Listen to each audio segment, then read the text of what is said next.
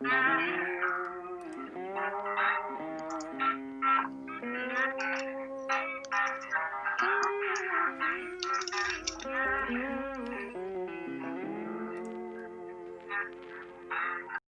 Smith.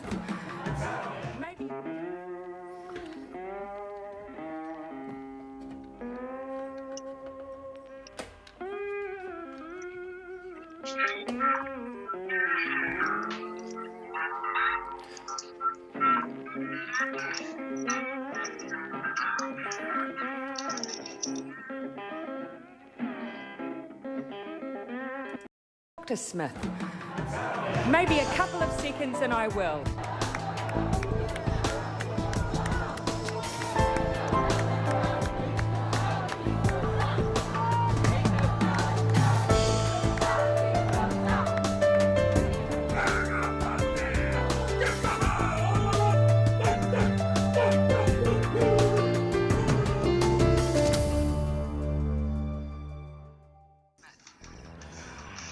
Good afternoon. You are watching A View from Afar.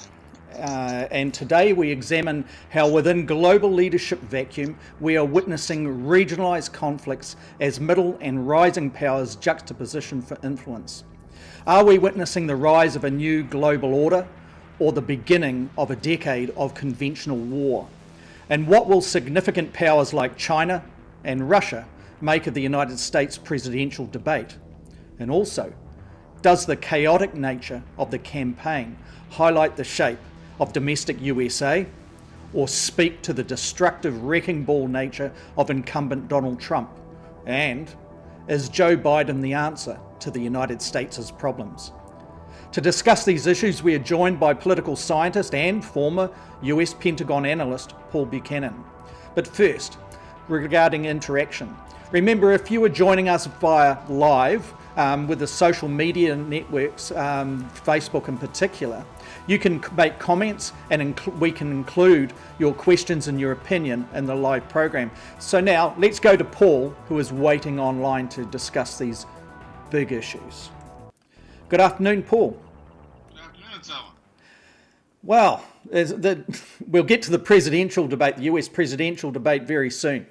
But first off, can you just discuss with us in the first instance some of the regional conflicts, the middle powers in particular, that are starting to take shape? And I'm really looking forward to getting in with you to discuss whether or not this is, the juxtapositioning of nations, states, economies, middle powers into positions of influence, or are we seeing the beginning of a decade of conventional warfare in the making? Well, we could be seeing a little bit of both. It's an excellent backdrop to the discussion about that debate last night, because there seems to be three things going on in particular. The first, and we've discussed this before, is that the world is moving from, there used to be a bipolar world during the Cold War with two superpowers confronting each other and their various alliance structures. Then it went to a unipolar world when the United States was the dominant superpower. And now we're transiting to a multipolar world. And the contours of that emerging world order have yet to be determined. I mean, China is now obviously a great power. But who else is coming into the picture? India is a likely candidate. But there are others. And so it's a very fluid backdrop. Which includes, among other things, and again, we've discussed this, the decline of the United States. And that's the second thing. The U.S. withdrawal from its international roles, that is plural, because it wasn't just the world's policeman. I mean, it was many other things to the world order. That has opened space for other powers to come in and assert themselves.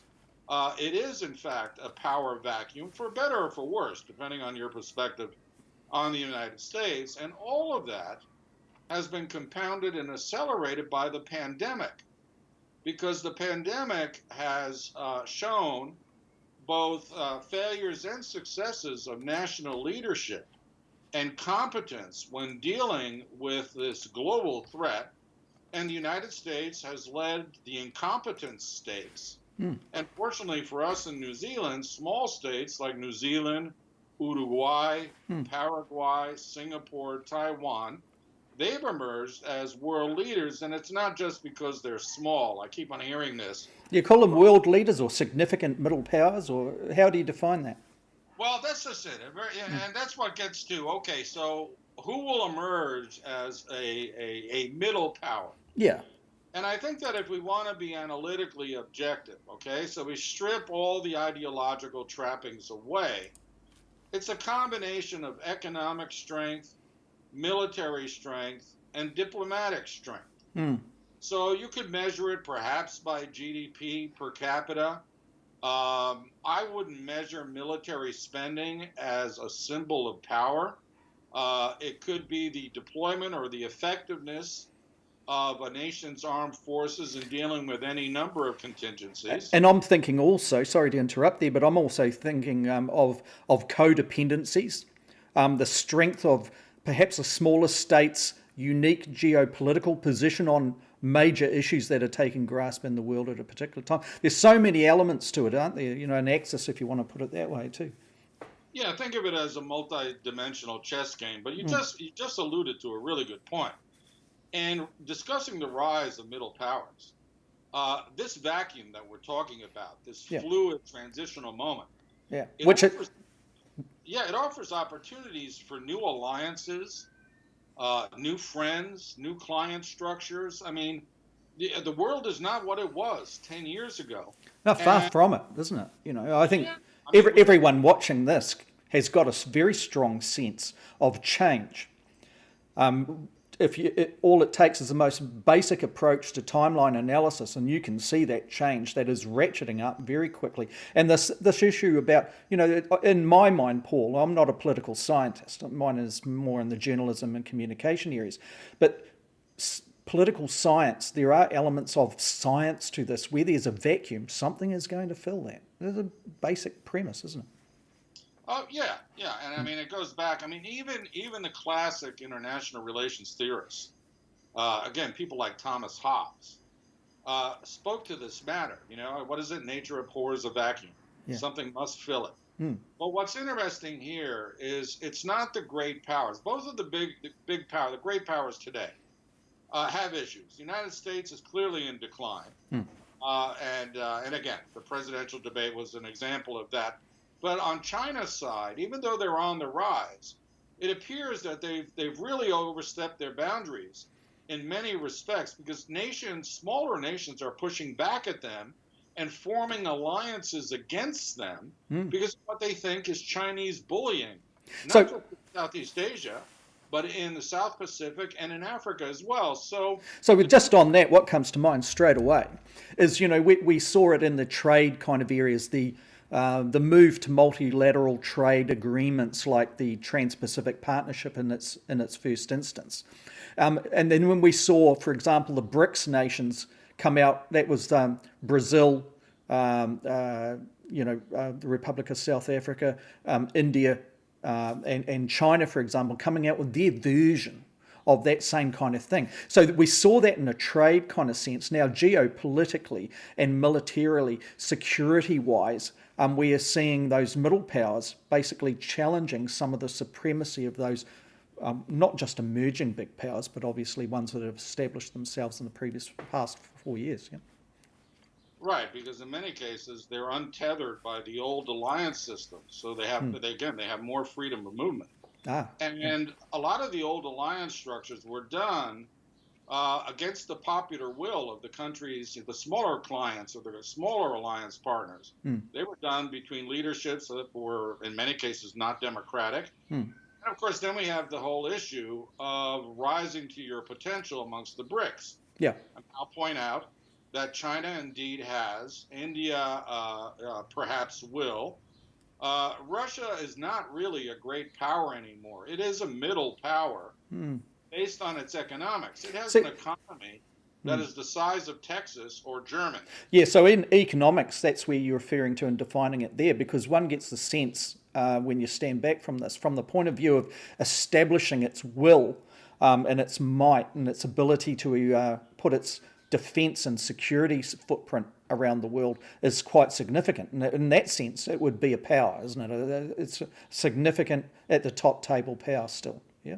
Well, the irony of Putin's Russia is that he always wanted to restore Russia to its former greatness. Yeah. And what he's done is he's managed to restore Russia to the status of the Soviet Union in the 1970s. That is, it's a hollow shell. It is a military great power, but economically, it's dependent on fossil fuels. It has a increasingly geriatric population. They're in a population decline, and it really can't push its influence much beyond its immediate border region, although it's doing a good job of it in the Middle East. Yeah, because we spoke about that last week, Russia's footprint around the Middle East. That's not new. I think it's just becoming more obvious with the absence of the United States and such there. Look, a little, just short of this, you mentioned about 5 minutes ago about COVID. And how the pandemic is influencing some of this. And I just picked up overnight that DW also picked up some of those themes. So let's just have a look at what they are doing, Paul. I'll just go to the window where we can have a look at this. The fury of the virus illustrates the folly of war. That is why today I am calling for an immediate global ceasefire in all corners of the world. Millions of people are caught in war zones. The UN says that's preventing an effective response to the outbreak. A bombed hospital can't treat the sick. The virus spreads when tens of millions flee violence in Africa, the Middle East, and Asia. In March, the UN Secretary General called for a global ceasefire. To warring parties, I say, pull back from hostilities, put aside mistrust and animosity, silence the guns, stop the artillery, end the airstrikes. But the world responded by buying more weapons and starting new conflicts. The pandemic is set to spark famine, riots, instability. So I'll just keep that going, Paul, while we discuss basically, what DW I thought laid out there very well. The instability that is brought about by the pandemic is certainly being seen from the point of view of conflict, regional conflicts, particularly up there in the Caucasus areas, is that correct? Yeah, and also in the Middle East areas. Yeah, most recently we see it in the Caucasus, and I'll mention something about that in a second. Yeah. It also involves middle powers, but there's two lines of thought with regards to the impact of the pandemic on the geostrategic landscape. On the one hand, there's a line of thought that says it'll decrease the possibility of war because too many countries are saddled with serious issues connected to the pandemic. They've got to get a grip on it, and that affects their military capabilities. It affects their military readiness. Unless you have all of your military assets isolated from the civilian population that they ostensibly serve, then the chances of infection rates going into the barracks are really quite high, and that has in fact occurred, among other places, in the United States. And so the idea is, okay, even if you wanted to pick a fight, you don't have the capability to do so. On the other hand, there are those who will say to you, well, actually, if you keep your forces somewhat isolated, let's say be they at sea or in remote areas of particularly large countries, then you can pick wars of opportunity. Yeah. You can find a rival who is saddled with the pandemic, is really having issues, and attack them because there's little they can do. And at the same time, build up your codependency with other states that are perhaps more aligned to you geopolitically or have some sort of mutual interest. Is that what we're seeing there, or is it a little bit too early to start to draw those lines of connections? Well, there are. I mean, I think that it's a very crude logic. I mean, I remember hearing this, and again, it plays into issues of misperception that we've talked about in the past. But the crude logic is if you can see that a historical adversary has been weakened from within by a pandemic, there's something going on the other side that is showing weakness, then it's a time to attack them Yeah. because they won't be able to muster the defense that otherwise would obtain. And this has occurred time and time again. So, again, it's divided opinion. But what we have seen is, for example, the Chinese are being very assertive militarily in the East and South China Seas. And part of the argument is that they're doing this because it's mostly a naval-based power projection. Their fleet has been at sea, so they're not being affected by the pandemic at home. And meanwhile, neighboring states like the Philippines, like Malaysia, like Vietnam, they've got real issues with the pandemic. They can't muster up the defenses, nor can the United States for that matter. And so the Chinese are simply pressing the advantage in a regional theater. And that gets to the heart of the matter. There will be more conflicts because there's a lot of historical border disputes and what have you that used to be held in check by superpower competition, then great power competition, or even the unipolar hegemony of the United States in the 1990s. None of that obtains anymore. And we're starting to see the reemergence of what you might call pre-modern grievances or conflicts with postmodern weaponry. Yeah, can you explain that, Paul? I'm not quite there with it. Case in point. So we've had the flare-up of this conflict in Nagorno-Karabakh, I believe is the second name. Let me just explain briefly what this region is. This is in the Caucasus. Yeah. It is an area that is controlled by Azerbaijan. Yeah, I'll bring it up, and I'll bring it up as you talk to this, so people can get an idea of what's going on. There you go. So the region itself was taken over by Azerbaijan after the dissolution of the Soviet Union, and Albania and Azerbaijan fought a protracted conflict through the 1990s over control of this territory. Now, why does it matter? Well, besides the fact that there are natural gas pipelines going through it, the majority of the population in this particular region, although it's controlled by Azerbaijan, are ethnic Albanians. Now, how does that matter? Well, it turns out ethnic Albanians are Orthodox Christians. Right. And Albania is an ally of Russia. In fact, the Russians have a military base in Albania.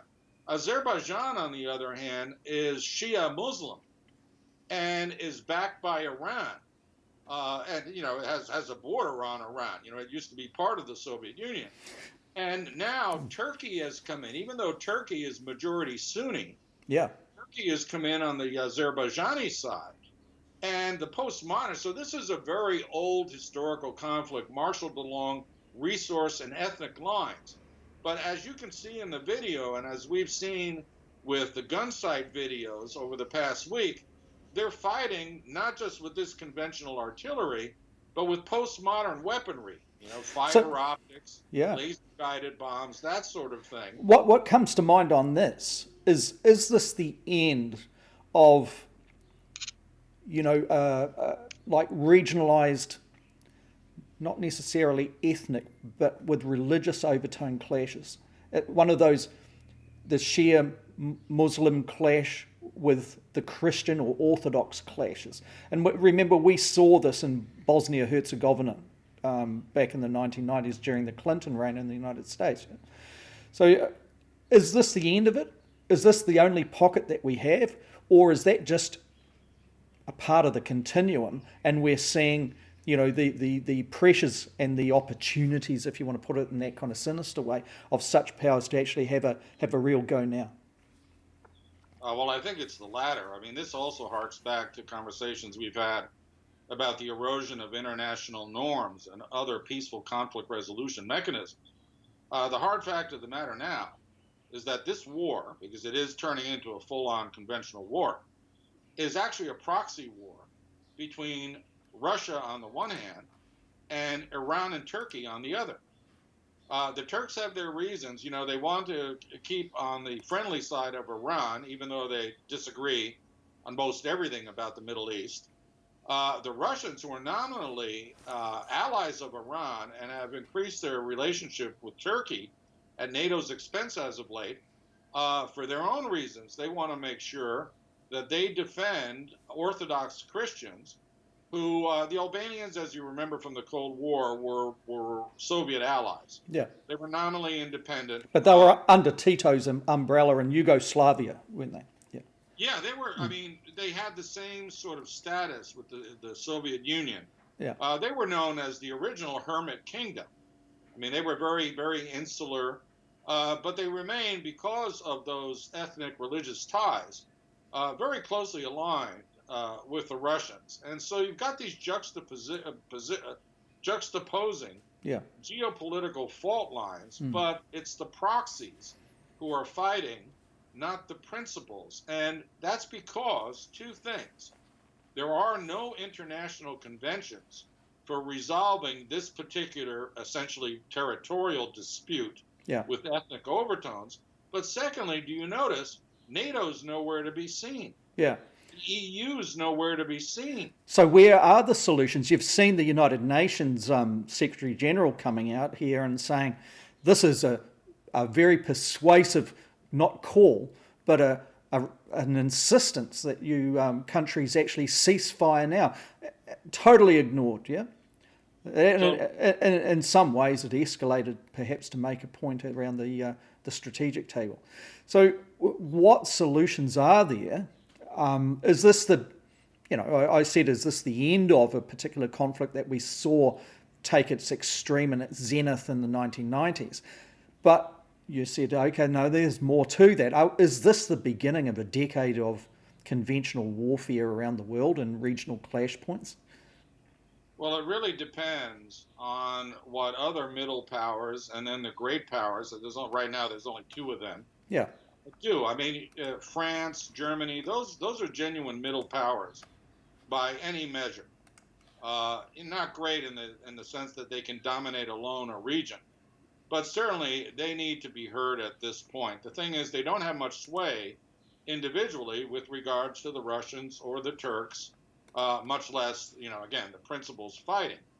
And so I would imagine that Iran could serve as an honest broker, even though it's clearly aligned with Azerbaijan. Again, we assume no one wants war.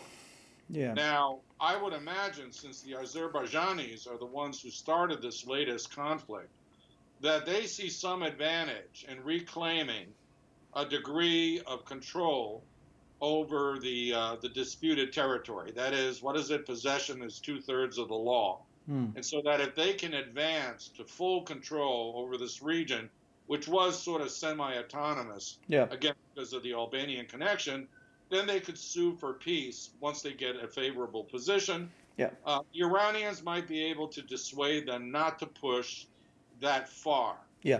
So the answers within the region, like I picked up one of the words you used there to define Iran in this context, and you said an honest broker, for an honest broker. So you're looking for a state that has such credentials in the region. It may or may not be Iran. Those are kind of words that you referred to in past times with different circumstances, like relating to the peninsula, the Korean peninsula, where New Zealand, indeed under Helen Clark's leadership, had a role as an honest broker that was separate from the 5 principles of that conflict, got in there and assisted. I was up in Seoul at the time when I saw that actually taking shape. So you're thinking Iran potentially, if we get back to the Iran issue here, could become an honest broker that actually provides some form of stability where the regional conflicts are happening in the Caucasus and the old Balkan states.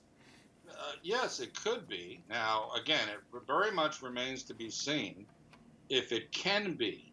That that raises issues of leadership and competence. But also whether it will be depends on the reactions of others. And quite frankly, most of the Sunni world don't want Iran involved.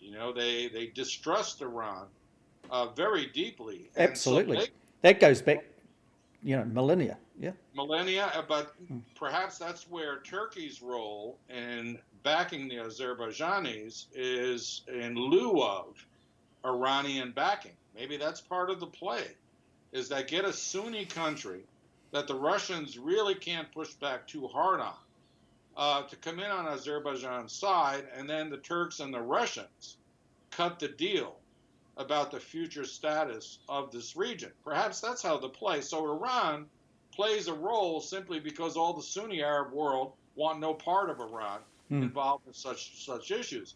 But remember, this is where this thing about middle powers gets interesting, because, you know, we talked about the BRICS. Yeah.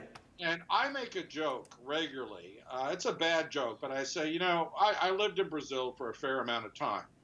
And Brazil, the Brazilians will tell you that Brazil is the country of the future, and it always will be. Yeah.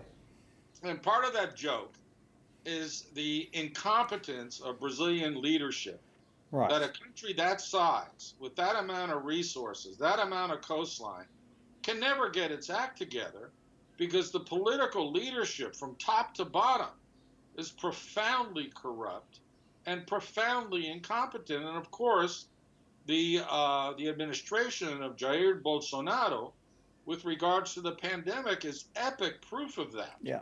So they will never emerge to middle power status, much less great power status, unless there's a fundamental reform of their politics.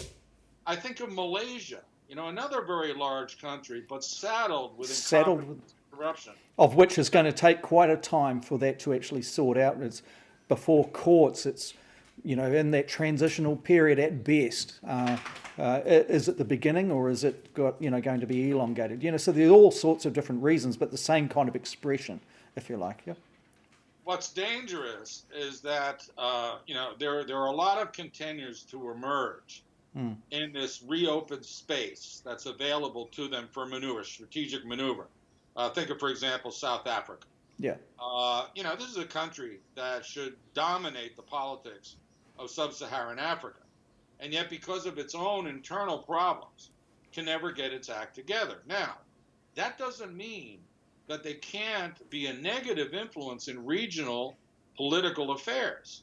You know, just because these countries will not fulfill their potential as genuine middle powers doesn't mean that A, they won't try to, and B, they won't make a mess of it as they try to. You know, with respect to South Africa, I know when it was in the 2000s, later part of the 2000s, I was in Nigeria, and there was issues relating to, you know, instability, as there often is in that part of the world. The African Union, and a lot of people forget the African Union, is actually a significant continent body, and South Africa was very much the persuasive element of peace and settling and investment and sustainable developments in the other African states, had a big role to play. It'll be interesting to see if South Africa is able to actually reconnect to that part of its post-apartheid expression as a nation. It's got its problems obviously at home. So that's an interesting thing. Let's just park that, and perhaps at a later stage we can look at that continent in more detail. Let's have a look at, we've mentioned a number of times the vacuum that the United States has found itself creating around the world geopolitically, and also as amongst the powers, providing opportunity, as you have underlined in this episode, Paul, for others to actually rise and draw new alliances. I guess in past episodes, we have put a lot of emphasis on Joe Biden being a part of a solution potentially going forward should he win. The debate yesterday, US time, Tuesday night, United States time, puts questions around whether or not these two candidates are actually the part of the solutions for the future. And let's just have a look at this on the screen here on the platform. These are some of the highlights that are bringing forward, and this is PBS NewsHour that has put some of these through. Elections have consequences. We have the Senate, we have the White House, and we have a phenomenal nominee, respected by all, top academic, good in every way, In fact, some of her biggest endorsers are very liberal people from Notre Dame and other places. So I think she's going to be fantastic. The American people have a right to have a say in who the Supreme Court nominee is. And that say occurs when they vote for United States senators and when they vote for the President of the United States. They're not going to get that chance now because we're in the middle of an election already. The election has already started. Tens of thousands of people have already voted. And so the thing that should happen is we should wait. We should wait and see what the outcome of this election is. Now that's some of the big issues that are happening, and PBS did it very well, I thought, Paul, to distill out a couple of reasonably well-argued, sane moments from that debate, of which was absolute chaos, of which the United States and the world, as observers, have never witnessed before. So you watched it, I take it. The takeaway points from this was two questions in my view. Was that debate a demonstration of the chaos of which the United States has been projecting of late? Or was it an example of how much of a wrecking ball the incumbent Donald Trump is as a president and also as presidential candidate? Well, it was both things. I mean, we could do several sessions on that particular event. Let me just say this at the beginning. That debate crystallized the decline of the United States. Yep. Crystallized it perfectly. And with the one-sidedness of it, it wasn't win or lose for Biden. It's that Trump's bullying, his hectoring, his rudeness, the insanity of his behavior as supposed leader of the free world tells you a lot about the abject decline of the United States, and his treatment of a Fox News personality who was the moderator seemed a fair and reasonable man. Yeah. Yes, but it displays his contempt for norms, for rules of decorum. It was. But here's the thing: why it is emblematic of the decline of the United States, civilizationally speaking, is that in the aftermath, Republican pundits came back and said things like, he pummeled Biden, he destroyed Biden. We won, you lost. Ha, ha, ha. Well, let's have a look at that kind of childish response by some people. Here, CBS News doing its move here to bring up the results. I'll just click it there, bring up the sound. Out at all of us, Elaine. The tone of the debate. The tone of the debate, and look at this, 83% felt the tone was negative. Now check this out, so that's what as they move to the next. And then, to answer your question, who won, we follow that up, it looks very much like the vote. So there you go. The Republicans haven't got much to crow about. If Trump was actually in that debate to actually win swing voters across, it seems that all he did was inflame his base, refuse in some ways to acknowledge the seriousness of white supremacist type of elements that are out there, fighting and positioning in his favour. And Biden basically holding his nose as much as he can, getting a few whacks back to the surprise of many, and holding his line at 48% debate watchers there, which is, Biden, I know Nat Silver's group, they're kind of predicting that this could potentially go a couple of notches up for Biden and push the 50% popular vote support. Well, even though he snapped back a few times, he was by far the more decent person. Trump's assault on his youngest son was so far beyond the pale. Yep. That, even the MAGA crowd must have cringed at that point. But the issue is this. Who knows what Trump was thinking and coming in full bully mode. But he needed to persuade moderate Republicans, the so-called suburban housewives, that he wasn't a lunatic. And he did everything but. In fact, the whole thing with the white supremacists, that was simply amazing and is a gift to Biden that the guy cannot even repudiate, outright neo-Nazis. But there's another thing, Selwyn, that, you and I are political junkies. But you know what? I watched that debate and I thought to myself, it's pretty interesting political theater. In fact, it's pretty crazed political theater. But for the majority of the world, it was irrelevant, except to illustrate that the United States is in dire straits. It's got so many issues to deal with in its own domestic politics, its own domestic structures, that it appears it won't be able to have, well, the reputation to be able to engage geopolitically at a time where perhaps the world actually, for you know, in a first instance, requires its assistance. Listen, that's an excellent point, because the only people who were happy yesterday were the U.S. adversaries. Yeah. You know, they can see this place breaking apart from within. But here's the interesting thing.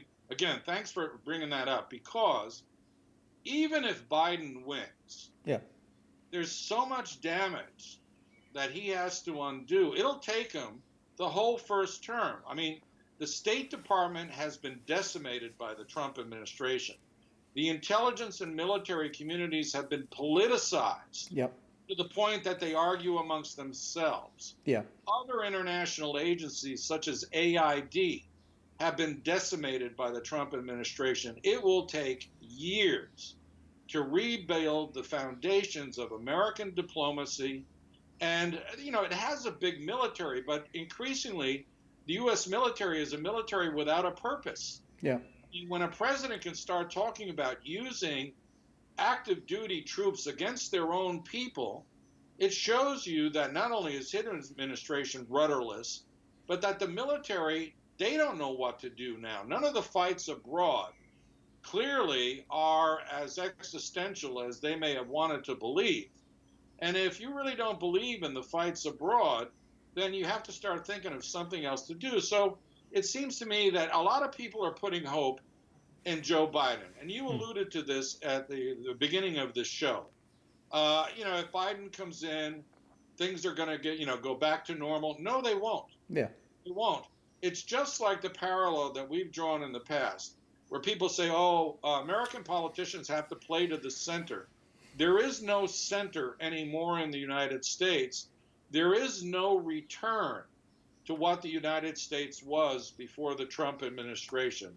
That's a pipe dream. Now the best they can do is incrementally try to build back to a moderate great power status. And, you know, there was no foreign policy discussion to speak of at in all. this debate, but what there was once again, scapegoating of China. Yeah. You know, And that sort of thing. Yeah, in the context of how the pandemic has been mishandled in the United States. Exactly. So if that's the extent that foreign policy gets a look in edgewise in one of the most consequential presidential debates of all time, then that tells you that they're going to be so saddled with domestic issues, and, you know, includes law enforcement issues, no matter what happens on election night, that it'll be a long time before the United States can generate or regenerate a coherent foreign policy. And the idea that they're going to return to some sort of either neoconservative or liberal internationalist perspective, again, that's a pipe dream. Okay, you understand the United States voting public much more than I do. I've got some very good and deep friends in the United States, of which I've kept in touch with over the years, and I consider them some of my best friends. They're wonderful. You understand the voter and the pressures and the influencing that goes on so much better than I ever could, because I haven't lived there like you have. What is your sense here with respect to the Rust Belts and the voters within there? Are they going to buy into the Trump position where this election is going to be pulled apart because of fraud, etc., etc.? That what effect is it going to have? Is Pennsylvania, I suppose we'll get down to that nitty-gritty of the question, is Pennsylvania going to vote for Biden in majority? Is Michigan going to go across? So the polls suggest they would be. Do you see that as increasing, that the tide is fast going out for Trump? Well, I do think it is, but he has some, pardon the pun, trump cards to play himself. I think the key here is this. The red states, the Rust Belt states, not necessarily all of them are red, but the red states, if they have been negatively affected by the pandemic, after being told that there was nothing to see there was nothing to worry about, then people who have been directly affected may turn on Trump because they were lied to. Mm. If their jobs have not come back, if those Rust Belt jobs remain abroad, and you and I both know that they were never going to come back. You know, that was a false promise. In the measure that after 4 years they haven't returned, and I was reading about coal country, Kentucky and West Virginia. Apparently, Trump is not doing as well because the coal industry is dying. It's simply, he isn't able to return those jobs. But they wouldn't have been very happy with Biden's position on the way forward with the green economies. Yeah. I think, yeah, but I also think that we need to understand something very basic. I mean, yes, Biden has traditional union support, which is really important in Pennsylvania, really important in Michigan. Yeah. But it's amongst those industrial era industries. Yes. Steel, coal, and so he has to offer them a more viable alternative. The new Green Deal in some shape or form may do it. The Biden version of that, he was pretty much pushing that forward, wasn't he? He was saying, it's Biden's version of this. He was very important. He's going to do it, but it's going to be a more moderate version. But let's strip away all the rational reasons why Trump may or may not win this election, win re-election. When you strip away the economics, whether he's delivered or not to the majority of the people who have voted for him, if you strip away his handling of the pandemic, whether you think he did well or not, if you strip away the fact that he hasn't paid a lot of taxes over the last 30 years, what you're left with is racism. Yeah. What you're left with is bigotry. And division. But it's the desire to create division. He scratched an itch. In fact, he picked a scab in the American body politic, and he's now worrying that scab with, it's no longer dog whistling, it's megaphoning. Yeah. But that doesn't win you a general election. Those suburban housewives who are Republican on economic grounds, who may think, well, the pandemic, we're healthy, we could survive it. But their kid plays youth soccer with little kids of color.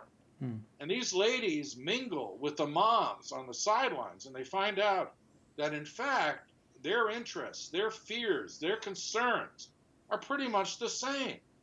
And so to go down the path of race baiting and fear-mongering on issues of race, ethnicity, religion, I think that may be a bridge too far, even for most Republicans, except the most die-hard MAGA folk and their congressional acolytes.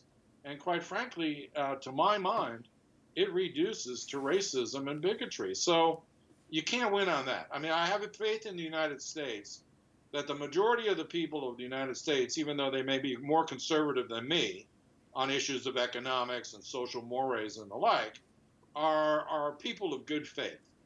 And so if he continues this way, and we'll see in the second debate, I think it could be all over but the shouting. The trouble is, the shouting is going to lead to bloodshed, and then there will be the legal challenges that will inevitably occur. So this is by no means over on election night on November 3rd. In fact, I don't think it's going to be over by January 20th. Well, when the signing in is supposed to be occurring, I have a feeling that could be one of the ugliest episodes in American history. Well, just imagine an inauguration that rather than a celebration on the steps of Capitol Hill, it's a confrontation between people who support Biden and people who support Trump. Charlottesville on steroids. Yep, that's one way to put it. Yeah. On that note, let's hope it doesn't go there, for everybody's sake. And right now, the most important people at Selwyn are, I'd hate to say it, but the Republican mainstream, and includes their politicians. Yeah. I keep on thinking if they consider their own self-interest, coattailing on the president into this election. Remember, a third of the Senate is up, Yeah. and a lot of those seats are contested. Republican seats, the entire House is up. If they ride Trump all the way to the bitter end, a lot of them are going to lose. And so self-interest would dictate that the Republican leadership, the Republican National Committee, stop with what they were doing last night and today, crowing about how he kicked the rear end of the other guy. And again, that whole commentary was so vulgar. Yeah. You know, people saying it was a blank show and this, that. I mean, look how debased just the coverage is of particularly this presidency. If they don't realize it's in their own self-interest to clean up their act and try to put a modicum of decency back into the Republican discourse, they're done, and they could be done for a couple of electoral cycles. So I'm hoping that even though I'm not a fan of the Republicans in their current guise, that at least some of them are enlightened enough to realize that Trump is more of a burden than a benefit to them at this point.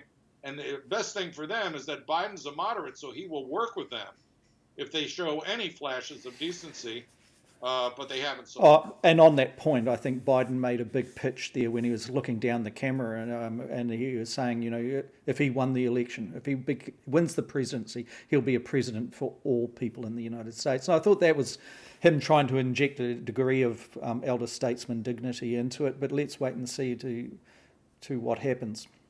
On that point, Paul, shall we wrap it up? And It's always a pleasure. And wait for another episode of this same time next week. Thank you to people for joining us. The View from Afar, obviously live from Auckland, New Zealand, and providing our views and our analysis on what is happening in the world, and in this case, regional securities and merging powers. Thank you. See you next week.